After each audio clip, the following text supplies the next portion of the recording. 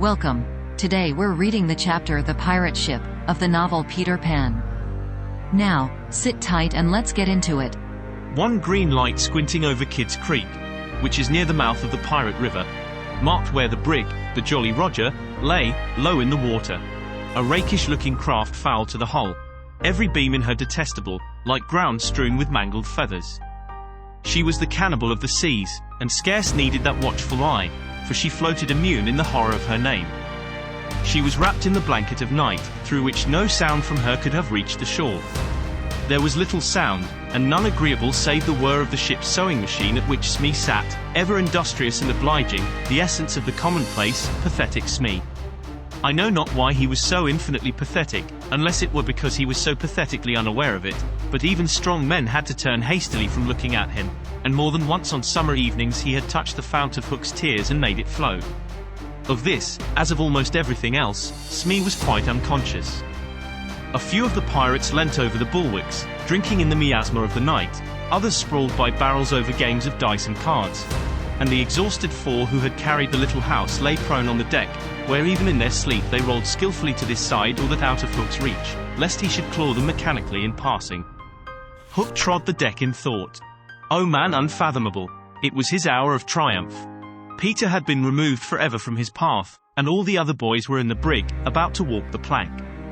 It was his grimmest deed since the days when he had brought Barbecue to heel, and knowing as we do how vain a tabernacle is man, could we be surprised had he now paced the deck unsteadily, bellied out by the winds of his success?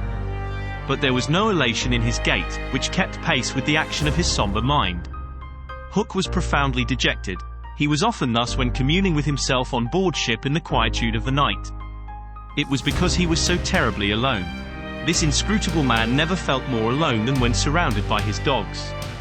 They were socially inferior to him. Hook was not his true name. To reveal who he really was would even at this date set the country in a blaze, but as those who read between the lines must already have guessed, he had been at a famous public school, and its traditions still clung to him like garments, with which indeed they are largely concerned. Thus it was offensive to him even now to board a ship in the same dress in which he grappled her, and he still adhered in his walk to the school's distinguished slouch. But above all he retained the passion for good form. Good form, however much he may have degenerated, he still knew that this is all that really matters. From far within him he heard a creaking as of rusty portals, and through them came a stern tap-tap-tap, like hammering in the night when one cannot sleep. Have you been good form today? Was their eternal question. Fame, fame, that glittering bauble, it is mine, he cried. Is it quite good form to be distinguished at anything? The tap-tap from his school replied. I am the only man whom Barbecue feared, he urged, and Flint feared Barbecue. Barbecue? Flint what house? Came the cutting retort.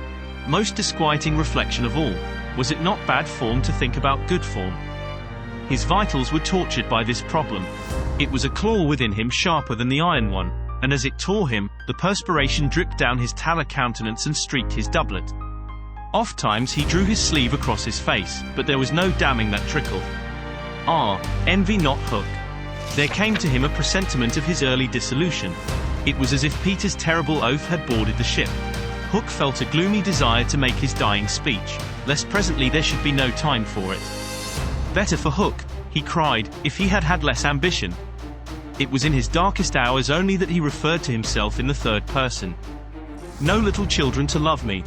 Strange that he should think of this, which had never troubled him before. Perhaps the sewing machine brought it to his mind. For long he muttered to himself, staring at Smee, who was hemming placidly, under the conviction that all children feared him. Feared him, feared Smee. There was not a child on board the brig that night who did not already love him.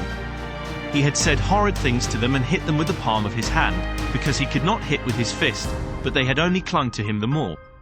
Michael had tried on his spectacles. To tell poor Smee that they thought him lovable. Hook itched to do it, but it seemed too brutal. Instead, he revolved this mystery in his mind. Why do they find Smee lovable? He pursued the problem like the sleuth hound that he was. If Smee was lovable, what was it that made him so? A terrible answer suddenly presented itself. Good form? Had the bosun good form without knowing it? Which is the best form of all? He remembered that you have to prove you don't know you have it before you are eligible for pop.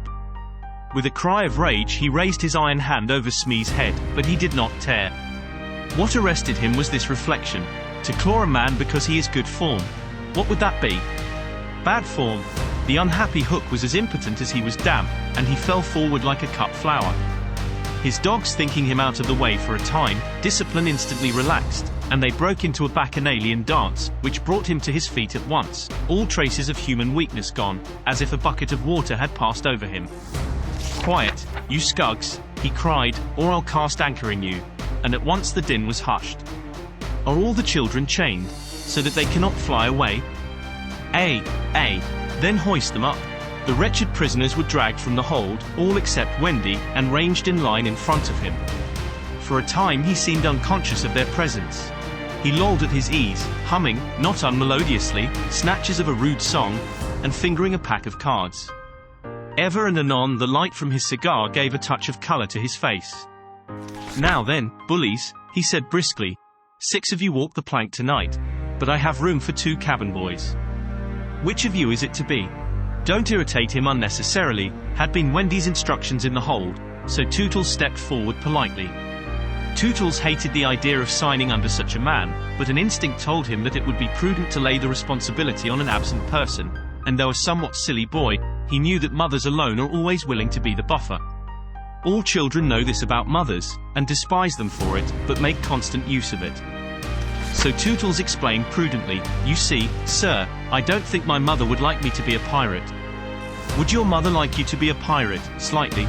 He winked at Slightly, who said mournfully, "I don't think so," as if he wished things had been otherwise.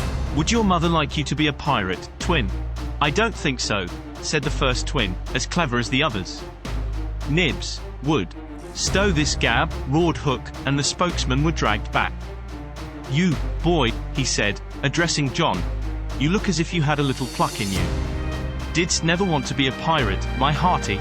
Now John had sometimes experienced this hankering at maths prep, and he was struck by Hook's picking him out. "I once thought of calling myself Red-Handed Jack," he said diffidently. "And a good name too. We'll call you that here, Bully, if you join. What do you think, Michael?" asked John. "What would you call me if I join?" Michael demanded. Blackbeard Joe. Michael was naturally impressed. "What do you think, John?" He wanted John to decide, and John wanted him to decide. "Shall we still be respectful subjects of the king?" John inquired. Through Hook's teeth came the answer, "You would have to swear, down with the king." Perhaps John had not behaved very well so far, but he shone out now. "Then I refuse," he cried, banging the barrel in front of Hook. "And I refuse," cried Michael. "Rule Britannia," squeaked Curly. The infuriated pirates buffeted them in the mouth, and Hook roared out, "That seals your doom. Bring up their mother. Get the plank ready." They were only boys, and they went white as they saw Jukes and Checo preparing the fatal plank. But they tried to look brave when Wendy was brought up. No words of mine can tell you how Wendy despised those pirates. To the boys there was at least some glamour in the pirate calling, but all that she saw was that the ship had not been tidied for years. There was not a porthole on the grimy glass of which you might not have written with your finger, "Dirty pig," and she had already written it on several. But as the boys gathered round her she had no thought, of course, save for them. "So, my beauty," said Hook, as if he spoke in syrup, "you are to see your children walk the plank." Fine gentleman though he was, the intensity of his communings had soiled his ruff, and suddenly he knew that she was gazing at it. With a hasty gesture he tried to hide it, but he was too late. "Are they to die?" asked Wendy, with a look of such frightful contempt that he nearly fainted. "They are," he snarled. "Silence all," he called gloatingly, for a mother's last words to her children. At this moment Wendy was grand. "These are my last words, dear boys," she said firmly. "I feel that I have a message to you from your real mothers, and it is this: we hope our sons will die like English gentlemen." Even the pirates were awed, and Tootles cried out hysterically, "I am going to do what my mother hopes." "What are you to do, Nibs?" "What my mother hopes." "What are you to do, Twin?" "What my mother hopes." "John, what are—" But Hook had found his voice again. "Tie her up," he shouted. It was Smee who tied her to the mast. "See here, honey," he whispered, "I'll save you if you promise to be my mother." But not even for Smee would she make such a promise. "I would almost rather have no children at all," she said disdainfully. It is sad to know that not a boy was looking at her as Smee tied her to the mast. The eyes of all were on the plank, that last little walk they were about to take. They were no longer able to hope that they would walk it manfully, for the capacity to think had gone from them. They could stare and shiver only. Hook smiled on them with his teeth closed, and took a step toward Wendy.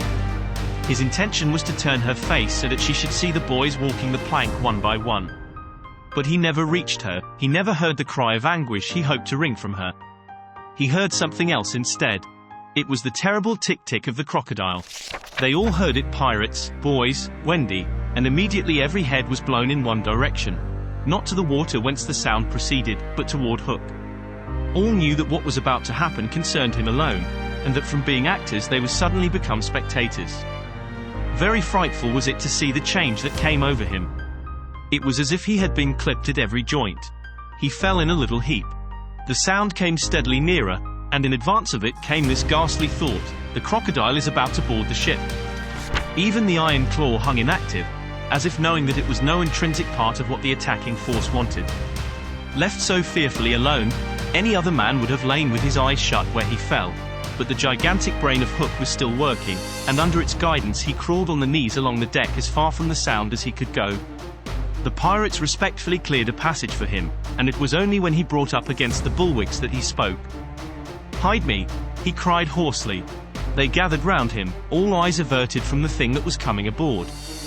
They had no thought of fighting it. It was fate. Only when Hook was hidden from them did curiosity loosen the limbs of the boys so that they could rush to the ship's side to see the crocodile climbing it. Then they got the strangest surprise of the night of nights, for it was no crocodile that was coming to their aid. It was Peter. He signed to them not to give vent to any cry of admiration that might rouse suspicion. Then he went on ticking. Did you enjoy today's chapter of Peter Pan?